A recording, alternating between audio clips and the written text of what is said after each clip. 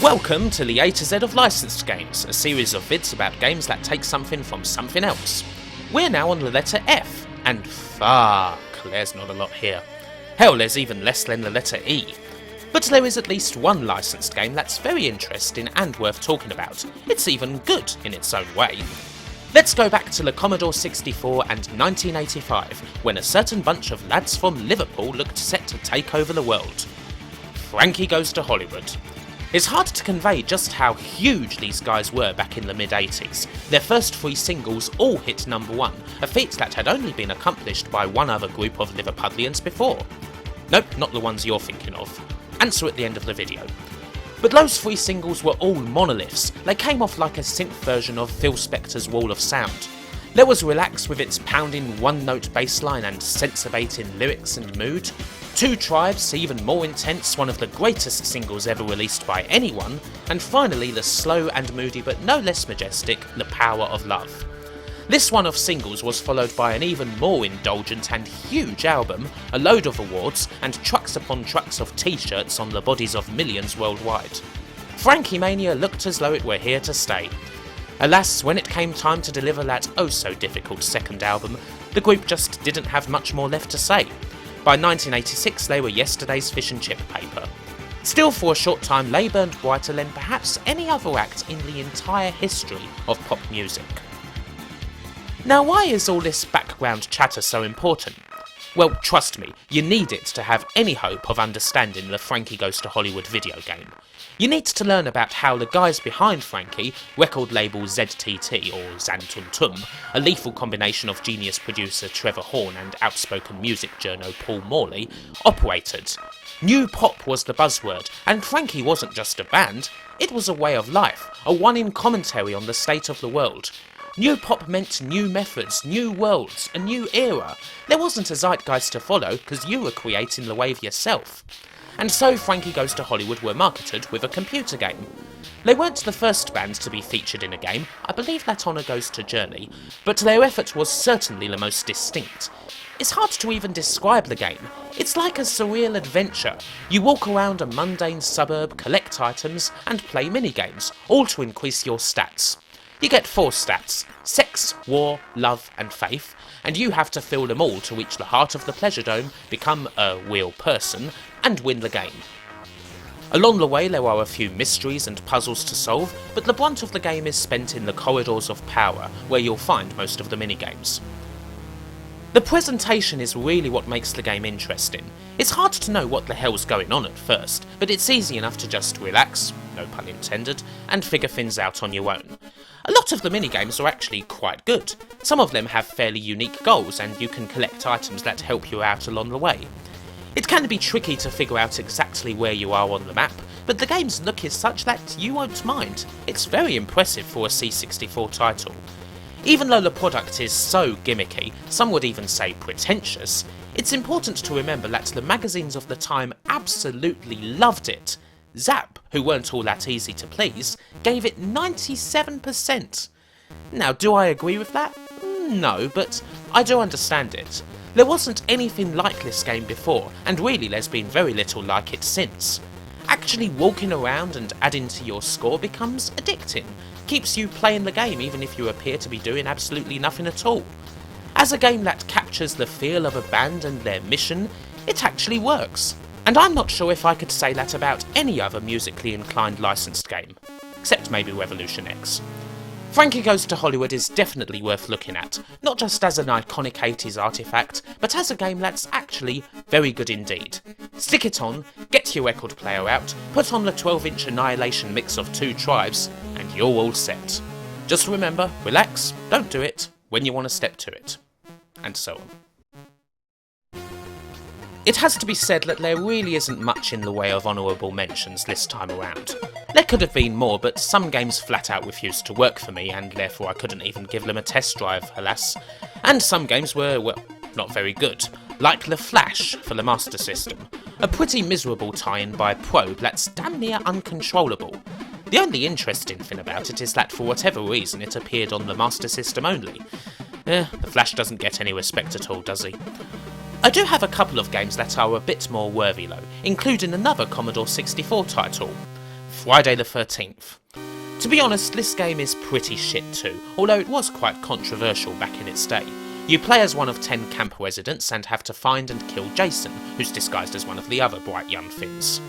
There's various weapons dotted around to help you, as well as crosses you can put down for people to gravitate towards, makeshift safe zones basically. All the while Jason's going around and doing his thing, and whenever he does... I'll never get used to that scream. Anyway, if you don't get bored and start randomly killing people yourself, you'll eventually find Jason and win the game. Easy enough if, like here, he gets stuck on a wall. It's a memorable title at least, although frankly it's pretty terrible. The rest of the honourable mentions consist entirely of Flintstones games, most of which are thoroughly serviceable. Flintstones Surprise at Dinosaur Peak is an incredibly rare NES title, but I have a copy right here. I mean, sure, it's on an emulator, but damn it, it still counts. It's not a bad Wii game. You can switch between both Fred and Barney, both of whom have unique abilities that you'll need to get through the game. And once you get used to those abilities, it's quite enjoyable and relaxing. Also perfectly acceptable is the Mega Drive Flintstones game, a more traditional platformer that simply features Fred on his own. I wouldn't say it's anything special, but it's not bad either. It's boilerplate. The Flintstones game I am most familiar with, however, would be, guess what? The British computer one. This consists of a few minigames, such as, painting the walls of your cave. You know, sometimes I really wonder about programmers' imaginations. There's also Bedrock-style bowling and, some other things. I don't know. The bowling game is so slow I usually have to turn it off before it bores me to death.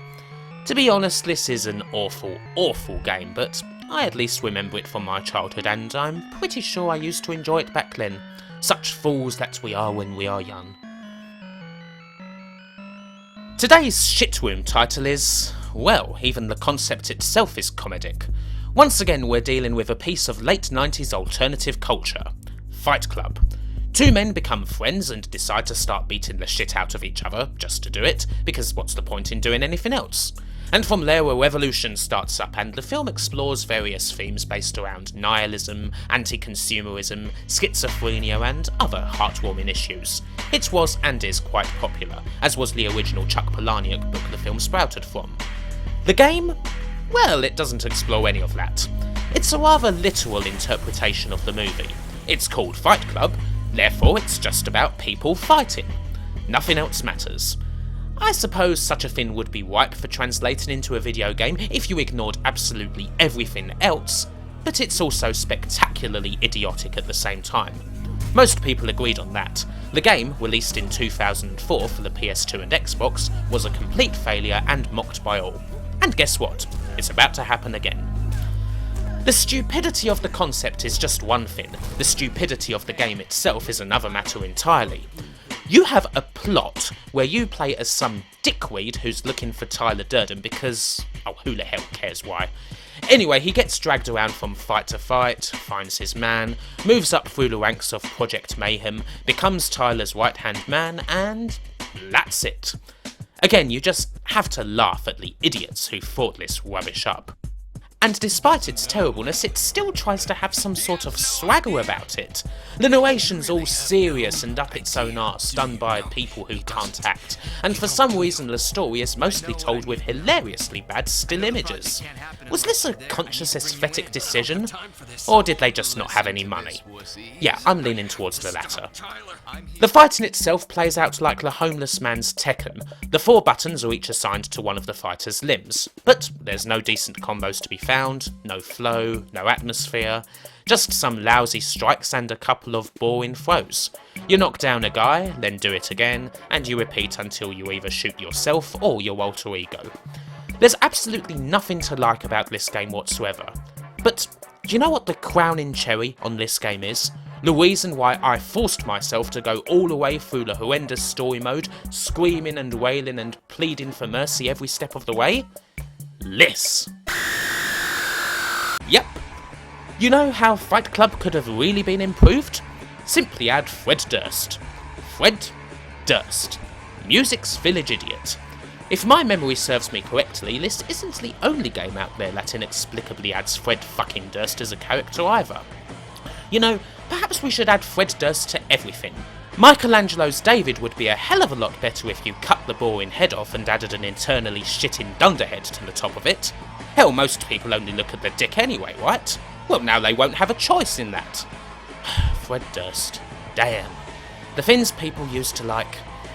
Anyhow, this game is quite phenomenally clueless, and in its way rather cynical, even for a tie-in game. The guys who made this obviously thought that people were complete idiots and would simply lap it up and ask for seconds, regardless of how big a bastardisation this game was of the original material. Turns out they were wrong. So do yourself a favour and give this game both the ass and the quatch on your way out. Okay, well that about wraps it up for the letter F.